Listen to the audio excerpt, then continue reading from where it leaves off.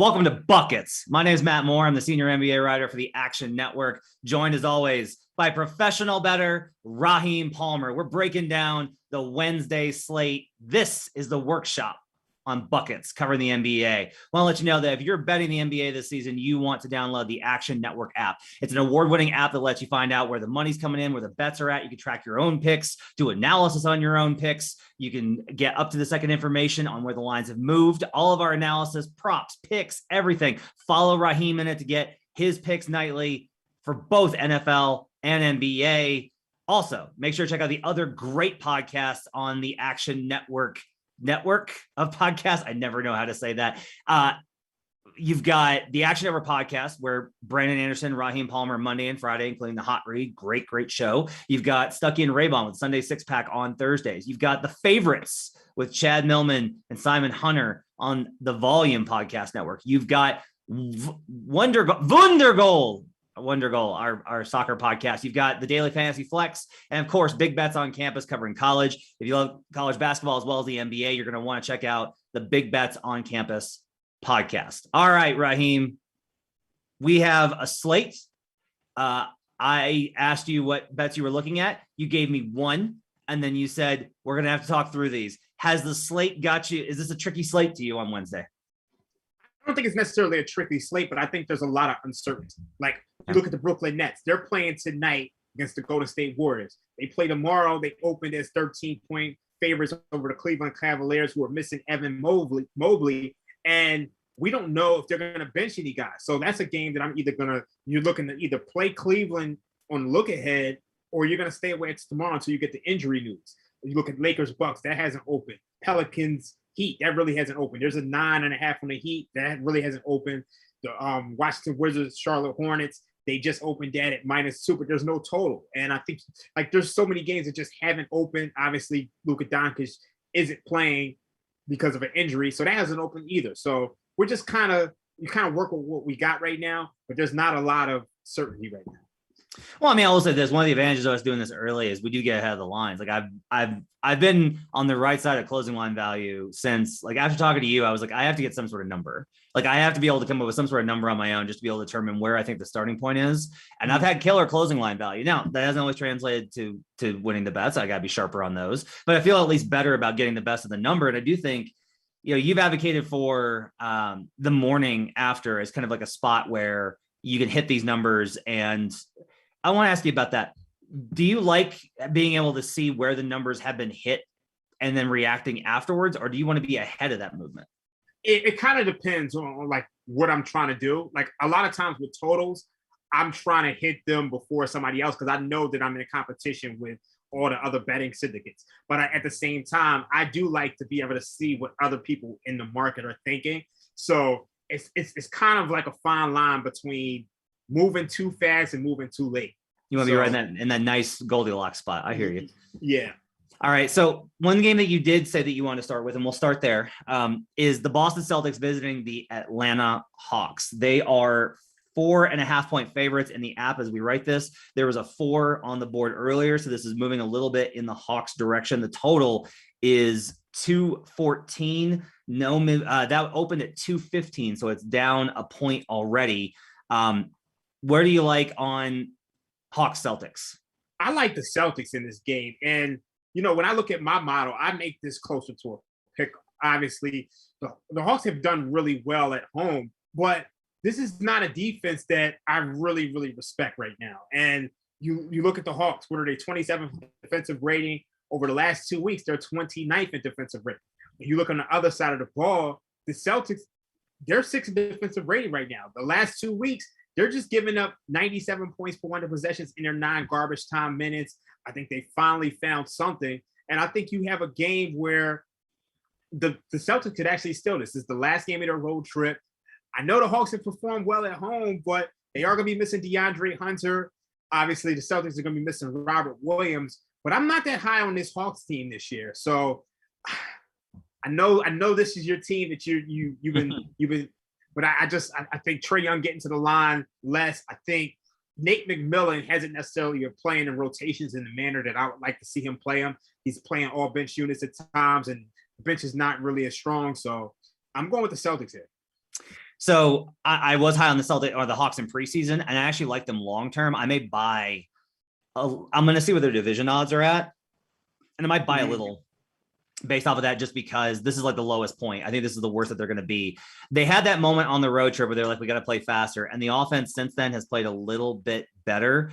But DeAndre Hunter, I think, is just a massive injury for them. I think he's such an impact player for them. There's guys that are production and there's guys that are impact. He's an impact player. Like, he's a big determining factor of whether or not a team is like, whether that team is able to get the stops that it needs. He helps on the offensive end. He helps in all of the kind of units. I'll let you know, like, I have the Celtics as like a big favorite in this spot. Now, my numbers are all based off of like half court and transition data, and it's not built off of priors. Is your number for this one built on priors or no? If like I have two different numbers. So with it built on priors, I actually have the Hawks minus 1.2. With it not built on priors, I actually have it a pick. Okay.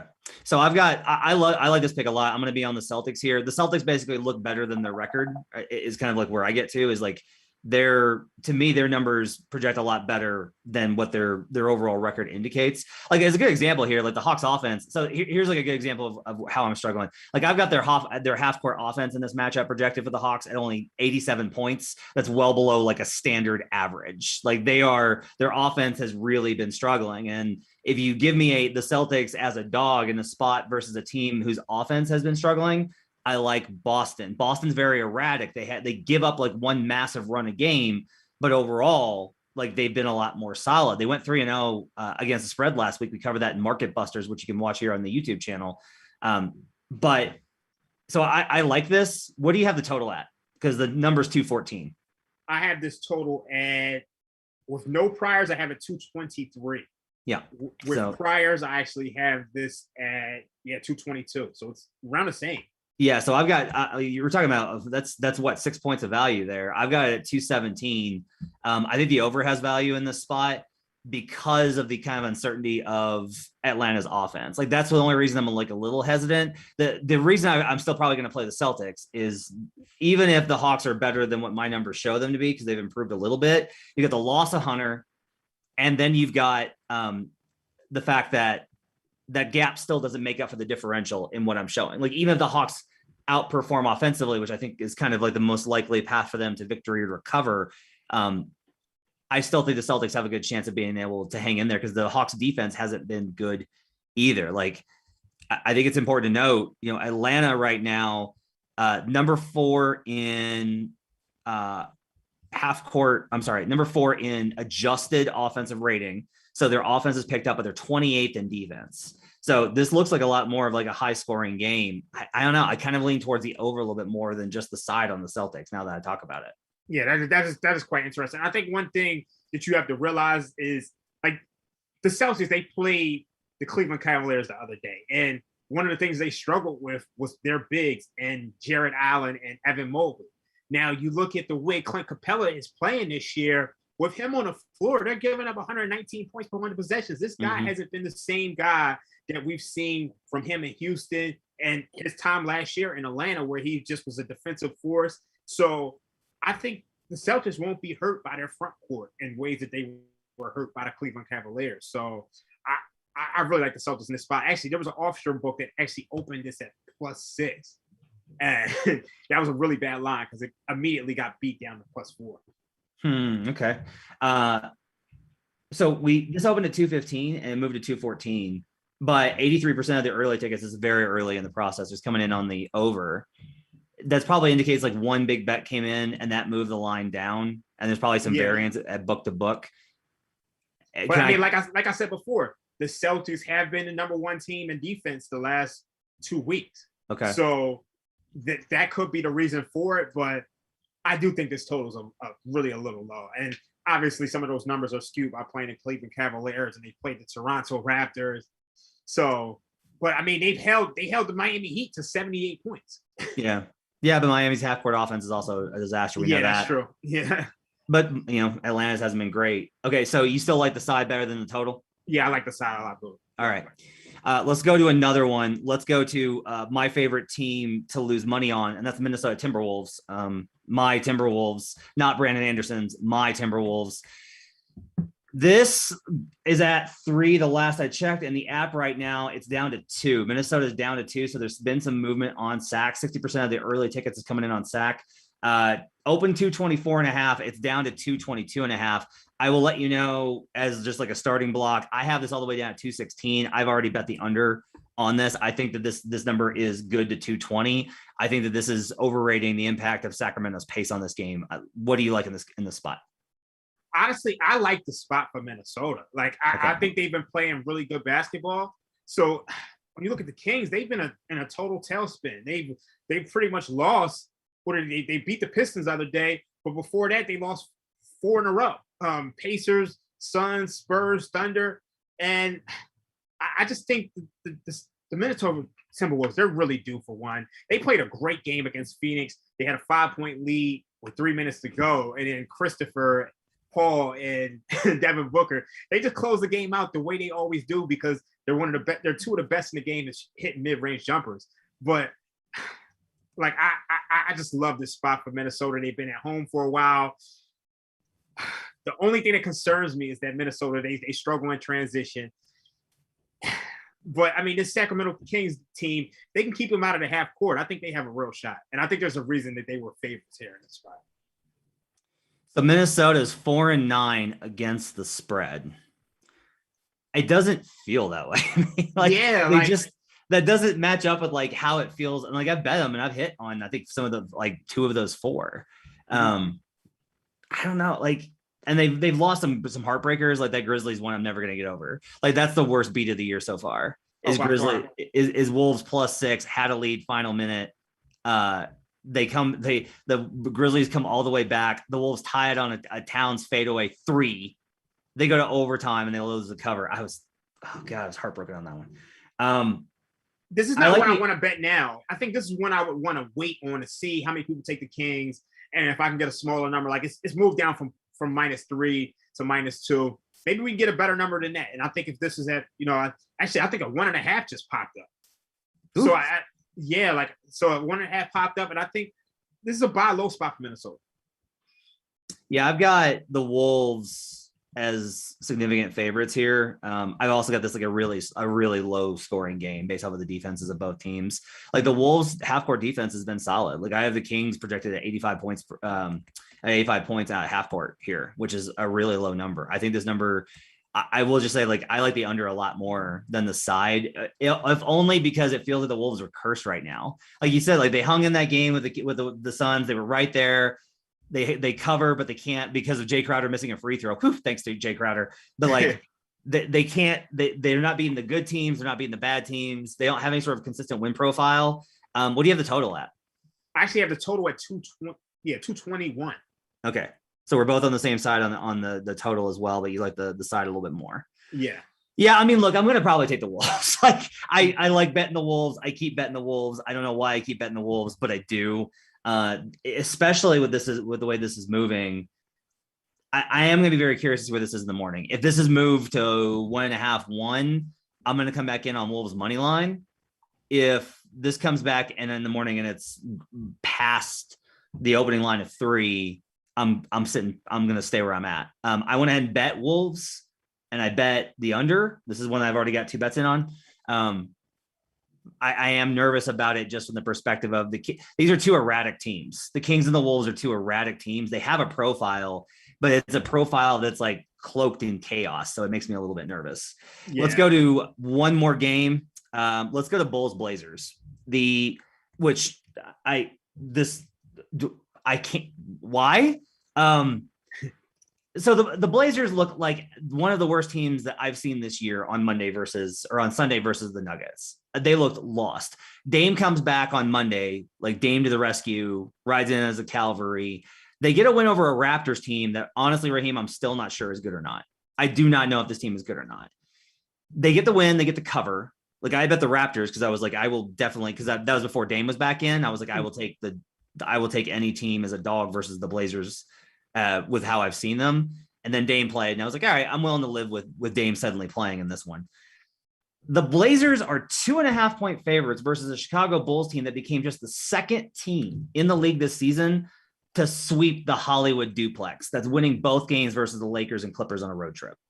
They beat both of those squads. That's a tough ask, not because of the strength of those teams, but because of all the distractions that hashtag LA nightlife affords. Chicago's locked in right now. They're playing great defense. Explain to me. I have this Bulls -5. How is this? What do you have this at? I'm sure you have it closer to the line. I don't think the Blazers should be favored here. If we take away numbers, I don't think Portland should be favored in the spot. I don't think they should be favored either. I have them Bulls -2.93. All right, so, let's go. Like I'm not quite understanding. I think maybe this has to do with the loss of Vujacic, and he's obviously they got to go against Nurkic. Maybe they're the bigger team, and I think that's the one thing that was disappointing about that Lakers game is that I thought it would be a game in which they could go inside Anthony Davis, Dwight Howard, and really be able to dominate. But it just appeared that the guards were just too much for the Lakers to handle. So maybe that's the issue here for the Bulls.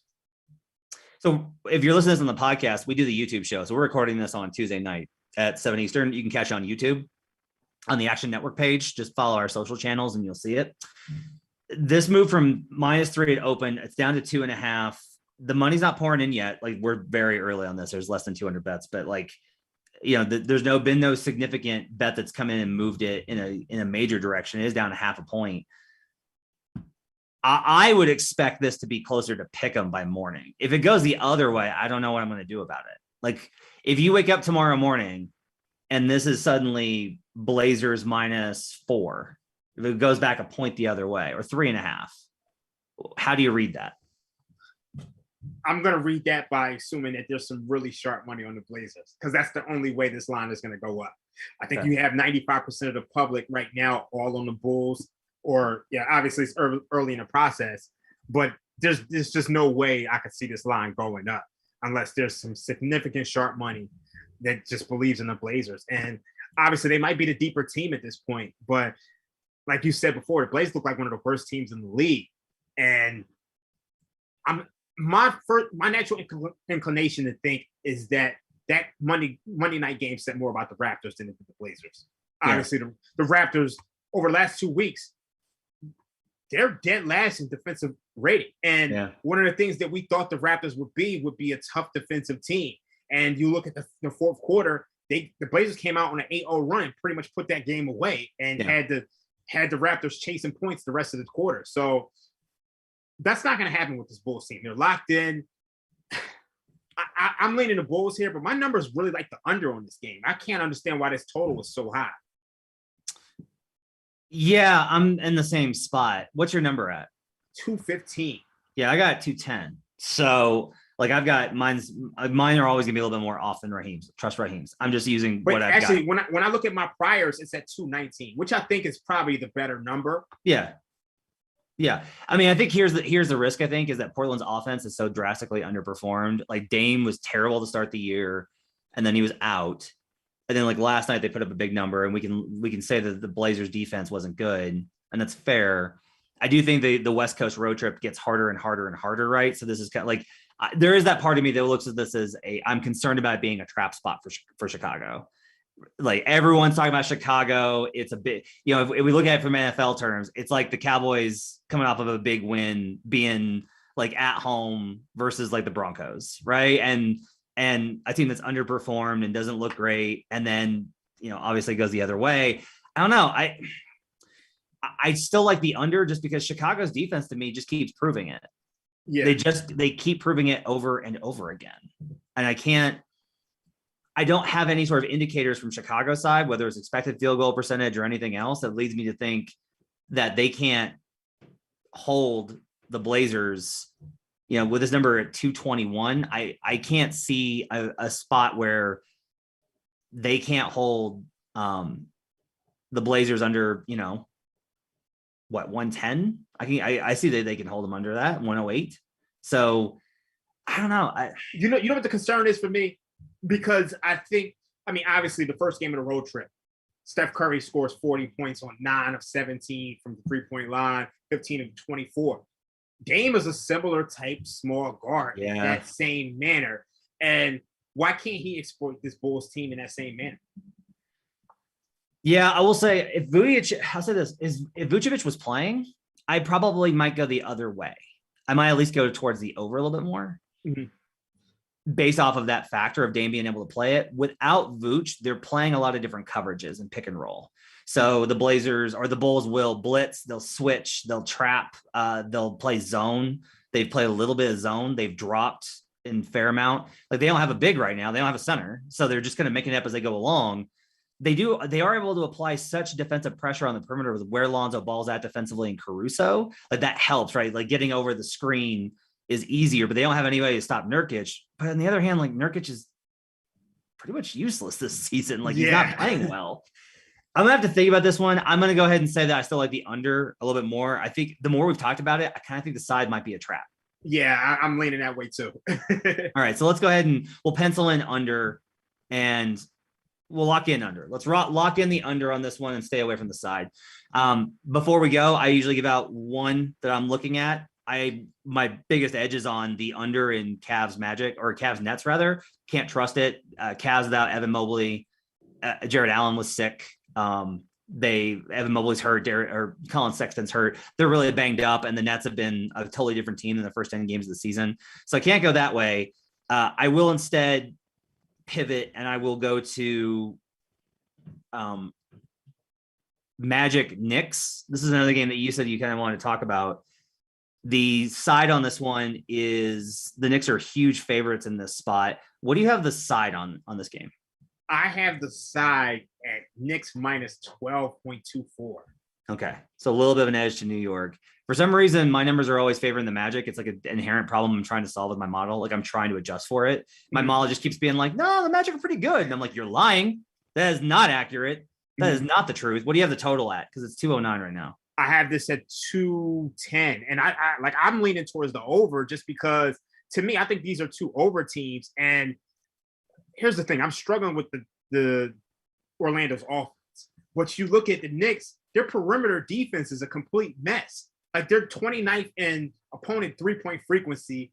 They're allowing 42% of attempts to come from the 3-point line. But then, these teams are actually hitting. It's not like last season where they just kind of had this voodoo thing going where teams were taking wide open jumpers and missing them. This year, teams are just lighting them up from three. So when you look at the Magic, they take the sixth most attempts from behind the arc. So I think this is a matchup where if the Magic gets hot from three, this game's going to soar over. And we all know that the Knicks are going to be able to score in this matchup. So I'm leaning over here. I just kind of need to think about this a little bit more because I just don't understand why this total's kind of dropping. There's actually some 208s in the market. Yeah, I'm going to fade this team. I don't care. I'm fading this team. I still think the market is getting affected by the under trend and teams are still hammering it. Austin that works with us over at Action Network had some great data that basically shows that the totals are starting to regulate, that the edge was still on the unders that up until last week. And it started. And now I will say, I think we've seen the regression, Raheem. I think we're ready to start. We jumped on it too early 2 weeks ago. Yeah. I'm ready to start hitting the overs. They were profitable last night. I'm expecting them to be profitable again. I'm going to go ahead and lock this in as the best bet on the over. I've got this upwards of 217 versus a 209 line. I think this what you. I think the best way to handle it is kind of wait till the morning, wait for this to drop a little bit more because I think it's gonna continue to drop. At least one book has 208, one book has 209. There's not a lot of books open on this game yet, so. I think one of the things I'm trying to look at here. So I've got the Knicks right now pegged at 109.5 on the team total. Mm-hmm. Right. So that gets me most of the way there. That means that I can have a little under 100 for Orlando and still hit the over. If I can get a lower number, I think that the Knicks can carry most of this number.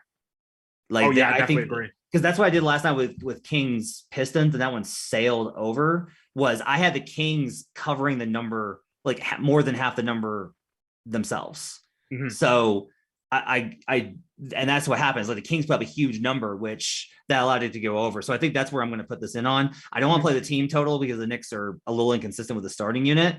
Orlando games are 8-6 to the over. My only concern is Orlando has these stretches where they will start off a quarter and be good. They'll be good. They'll have like 15 to 18 points at the 6-minute mark, and then they go a solid 4.5 minutes without scoring. And I'm watching the app and my soul is dying. It's painful. So these teams that are tanking, rebuilding, are always in that kind of spot to have these droughts. But I'm going to go ahead and lock that in as my best bet, over 209 right now for the Knicks Magic. I agree with Raheem. Wait till the morning and see where it lands. I don't think this will go higher. This won't go high enough to where I don't think there's value on the over. I'm going to go ahead and hit it no matter what the number is. So to recap, we're on Bulls Blazers over 221. Mm-hmm. We're on Wolves -3. God save us. Versus the Kings. We're kind of waiting for that one because I think there's a 1.5 in the market. So we're trying to get Wolves -1.5 too. It's actually 2 in the market now. There's no 3s anymore. What's the buy point? The buy point's 1.5. All right, wait for the 1.5. Yeah. If they listen to this and they don't see a 1.5, like what's the point where you don't think there's value? 3.5. If it's at 3, I'm not buying. I think at minimum I want to like 2 is good. Like 2 is good, but I really want a 1.5 here. All right, you've got to have it under the open of 3. Okay. Yeah. And the final one, you like the Celtics. Yeah, that's my strongest pick for the day. Like on the road, 4-point dogs versus the Hawks. That's your Wednesday workshop. Make sure to check out all the great content on actionnetwork.com. Download the Action Network app right now. You can track Raheem's picks. We'll have these picks up with a hashtag Wednesday workshop in the pick segment. And make sure to rate, review, and subscribe. We'll talk to you guys again next time on another episode on Friday for happy hour of buckets. Thanks for joining us.